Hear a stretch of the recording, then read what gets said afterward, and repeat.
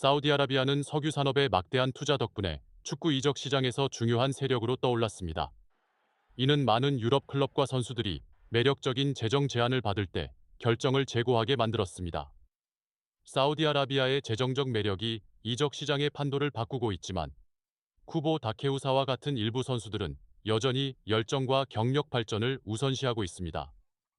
이는 큰 재정적 제한의 유혹에도 불구하고 개인의 가치와 축구 경력에 대한 헌신이 여전히 중요한 역할을 한다는 경향을 반영합니다. 쿠보 다케우사는 프랑스 풋볼과의 인터뷰에서 자신의 주요 목표가 최고 리그에서 경쟁하고 최고의 선수들과 맞붙는 것임을 분명히 했습니다. 쿠보는 사우디아라비아의 금전적인 매력에도 불구하고 경력과 개인 발전에 집중하기 위해 그 제안을 거절했습니다. 그의 선택은 축구에 대한 열정과 헌신을 보여줄 뿐만 아니라 일부 선수들이 단순히 재정적 이익을 쫓기보다는 장기적인 발전과 직업적 도전을 선택하는 경향을 반영합니다. 쿠보 다케우사는 바르셀로나 유소년 팀에서 시작하여 최고 수준의 축구 환경에서 훈련을 받으며 인상적인 경력을 쌓아왔습니다. 일본으로 돌아와 마요르카, 비아레알, 그리고 헤타페에서 활약한 후 쿠보는 소중한 경험을 많이 쌓았습니다. 레알 소시에다드로 이적한 것은 그의 경력에서 중요한 진전을 나타내며 지난 시즌 이 클럽에서의 뛰어난 활약을 보여주었습니다. 이는 유럽 축구에서 자신의 가치를 발전시키고 확립하려는 쿠보의 능력과 끊임없는 노력을 보여줍니다. 리버풀은 쿠보 다케우사를 영입하기 위해 최대 6,500만 유로를 지불하는 것을 고려하고 있으며 이는 레알 소시에다드에서 그의 능력과 활약을 높이 평가하고 있음을 반영합니다. 리버풀의 관심은 쿠보의 가치를 보여줄 뿐만 아니라 유럽 이적 시장에서의 치열한 경쟁을 나타냅니다.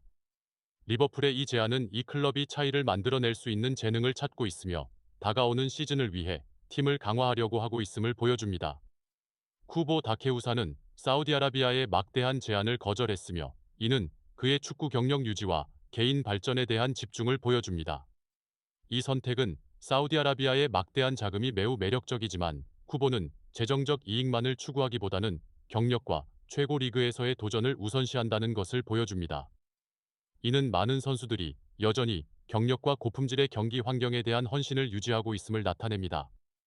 사우디아라비아는 은골로 캉테, 카림 벤제마, 크리스티아누 호날두, 네이마르와 같은 유명 선수들을 유치하기 위해 강력한 전략을 실행하여 리그의 매력을 높였습니다. 모하메드 살라가 사우디아라비아에 합류할 수 있다는 소문은 쿠보 다케우사와 같은 다른 선수들에 대한 관심을 증가시켰습니다. 이 전략은 사우디아라비아의 투자가 리그의 품질을 향상시킬 뿐만 아니라 글로벌 이적 시장에서 큰 매력을 창출하고 있음을 보여줍니다. 손흥민은 사우디아라비아로 이적할 수 있다는 소문에도 불구하고 프리미어리그에서의 축구 경력을 우선시하고 있음을 보여주었습니다. 손흥민은 돈이 자신의 주요 결정 요인이 아니며 대신 자신이 사랑하는 리그에서 경기를 하고 경력을 발전시키는 데 집중하고 있다고 강조했습니다. 이는 열정과 경력에 대한 헌신이 재정적 요소보다 우선할 수 있는 중요한 관점을 반영합니다. 이강인은 사우디아라비아의 막대한 제안을 거절하고 파리 생제르맹에 남기로 결정했습니다. PSG는 이강인을 장기 발전 계획의 중요한 부분으로 간주하며 그를 유지하고 외부 제안을 거절하기로 한 결정에 반영됩니다. 이강인은 PSG에서 첫 시즌에 자신의 능력을 입증했으며 다음 시즌에 대한 클럽의 기대는 그의 발전에 대한 신뢰와 헌신을 보여줍니다. 마티아스 데 리흐트는 1999년 네덜란드 라이덴에서 태어나 유럽 축구에서 가장 유망한 젊은 인재 중 하나로 떠올랐습니다. 데 리흐트는 아약스에서 경력을 시작했으며 그곳에서 그는 최고의 센터백으로서의 능력을 입증했습니다. 그는 빠르게 팀의 수비 핵심이 되었으며 아약스가 에레디비시 우승을 차지하고 2018-2019 UEFA 챔피언스리그에서 좋은 성적을 거두는 데 기여했습니다. 데리흐트의 인상적인 활약은 유럽 전역의 주요 클럽들의 관심을 끌었습니다. 1m89의 신장, 뛰어난 수비 기술, 그리고 차분함을 지닌 데 리흐트는 아약스에서 주전 센터백으로서 강한 인상을 남겼습니다. 그는 수비뿐만 아니라 후방에서 공격을 전개하는 능력으로도 유명하며 이는 그가 클럽과 국가대표팀 모두에서 중요한 역할을 할 수 있게 했습니다.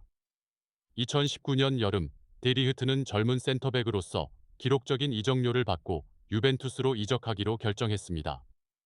이 결정은 그의 경력에서 중요한 전환점으로 여겨지며 유벤투스는 이탈리아의 최고 클럽 중 하나로서 세리에 A와 챔피언스 리그에서 강력히 경쟁하고 있었습니다. 유벤투스에서 디 리우트는 안정적이고 질 높은 활약을 통해 자신의 가치를 증명했습니다.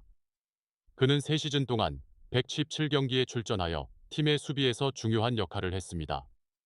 데 리흐트의 성숙함과 리더십은 유벤투스가 국내외 대회에서 위상을 유지하는 데 기여했습니다. 그러나 많은 성공을 거두었음에도 불구하고 유벤투스 이적은 결코 도전이 없는 것은 아니었습니다. 데 리흐트는 세리에 A의 경기 스타일에 적응해야 했으며 이곳에서는 센터백이 좋은 수비력과 경기 읽기의 지혜가 요구됩니다. 데 리흐트는 2022년 여름에 바이에른 뮌헨에 합류하여 분데스리가와 유럽의 최고 클럽에서 기여할 수 있기를 기대했습니다.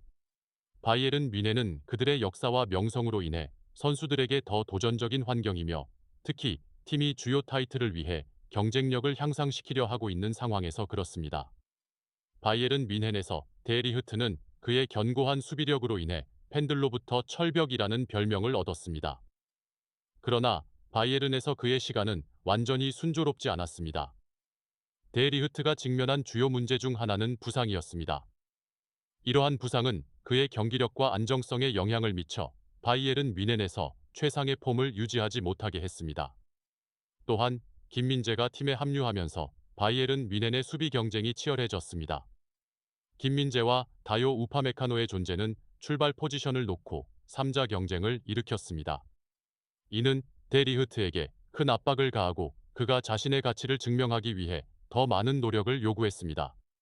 데 리흐트의 바이에른 뮌헨에서 맨체스터 유나이티드로의 이적은 그의 경력에서 중요한 전환점이 되었습니다. 프리미어리그의 최고 클럽 중 하나인 맨체스터 유나이티드에 합류하기로 한 결정은 디 리흐트에게 새로운 기회를 제공할 뿐만 아니라 두 클럽 모두의 전략과 기대에 변화를 반영합니다. 스카이 스포츠와 파브리지오 로마노와 같은 신뢰할 수 있는 소식통에 따르면 맨체스터 유나이티드는 데 리흐트에게 약 5천만 유로의 이적료를 지불하며 강력한 투자를 결정했습니다. 이는 디 리흐트의 능력에 대한 맨체스터 유나이티드의 신뢰를 보여주는 중요한 투자입니다.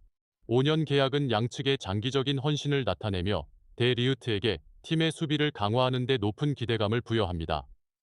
데 리흐트는 맨체스터 유나이티드의 기대를 충족시키고 안정적인 폼을 유지하는 데 있어 큰 압박에 직면할 것입니다. 프리미어리그는 속도와 강도가 높은 리그로 유명하며 분데스리가에서 프리미어리그로의 이적은 데 리흐트에게 큰 도전이 될 것입니다.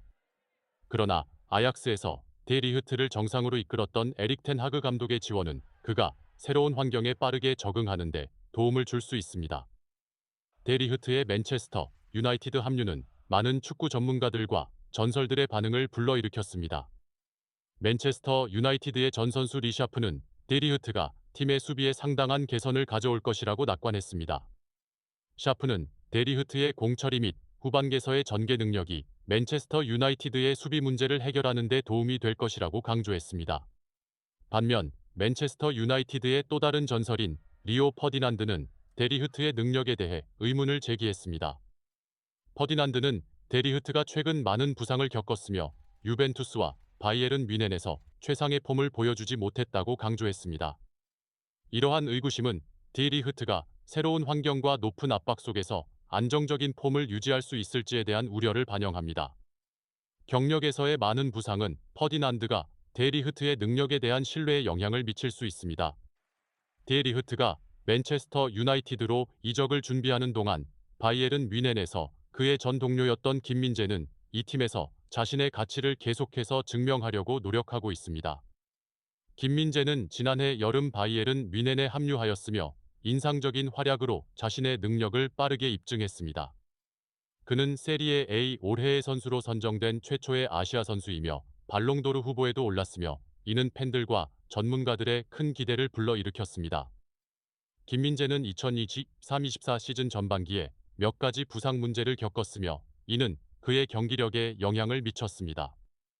그러나 겨울 휴식기 이후 그는 강력하게 복귀하여 바이에른 뮌헨의 수비에서 중요한 역할을 했습니다. 김민재의 바이에른 뮌헨에서의 존재는 팀의 수비를 강화하는 중요한 요소이며 그가 자신의 가치를 계속해서 증명하는 것은 바이에른 뮌헨의 미래 발전에서 중요한 요소가 될 것입니다. 마티아스 데 리흐트의 맨체스터 유나이티드 합류는 그의 경력에서 중요한 전환점이며 맨체스터 유나이티드와 바이에른 뮌헨 모두에 큰 영향을 미칠 수 있습니다. 이 이적이 데 리흐트에게 새로운 기회를 제공하고 맨체스터 유나이티드에 상당한 투자를 보여주지만 그는 새로운 팀에서 폼을 유지하고 기대에 부응하는 데 큰 압박을 받을 것입니다. 또한 김민재의 바이에른 뮌헨에서의 존재는 수비에서 흥미로운 경쟁 동기를 만들어냅니다. 데 리흐트와 김민재의 발전은 둘 다 혹독하고 도전적인 축구 환경에서 자신의 가치를 증명하려는 노력 속에서 앞으로도 계속해서 주목을 받을 것입니다. 이 변화는 선수들에게만 영향을 미칠 뿐만 아니라 다가오는 시즌에서 관련 팀들의 발전과 전략에도 영향을 미칠 수 있습니다. 축구가 점점 더 글로벌화되고 경쟁이 치열해짐에 따라 이적 시장의 변동과 선수들의 발전을 추적하는 것이 축구 세계의 동향과 기회를 더 잘 이해하는 열쇠가 될 것입니다. 미래를 바라보면 데리우트는 경쟁이 치열하고 강도가 높은 프리미어리그 환경에서 자신의 능력을 입증해야 할 것입니다. 그가 안정적인 폼을 유지하고 경기장에서 리더십을 발휘할 수 있다면 그는 맨체스터 유나이티드의 전략에서 중요한 역할을 할 것입니다. 아약스에서 데리우트와 함께 일했던 에릭 텐 하그와의 재회는 그가 빠르게 적응하고 자신의 능력을 최대한 발휘하는 데 도움을 줄 수 있습니다. 데리우트의 맨체스터 유나이티드로의 이적은 국내 및 유럽 대회에서 더 강력하고 경쟁력 있는 팀을 구축하려는 팀의 전략 변화도 반영합니다. 맨체스터 유나이티드에서의 데리흐트의 성공은 그가 프리미어리그 환경에서 압박에 대처하고 최상의 폼을 유지할 수 있는 능력에 달려 있습니다. 요약하자면 데리흐트의 맨체스터 유나이티드 합류는 그의 경력에서 중요한 전환점이자 매우 유망한 사건입니다. 이 이적은 디리흐트에게 새로운 기회를 제공할 뿐만 아니라 두 클럽의 전략과 미래에도 영향을 미칩니다. 디리흐트가 맨체스터 유나이티드 유니폼을 입고 발전하는 모습을 지켜보는 것은 다가오는 시즌에서 흥미롭고 기대될 것입니다.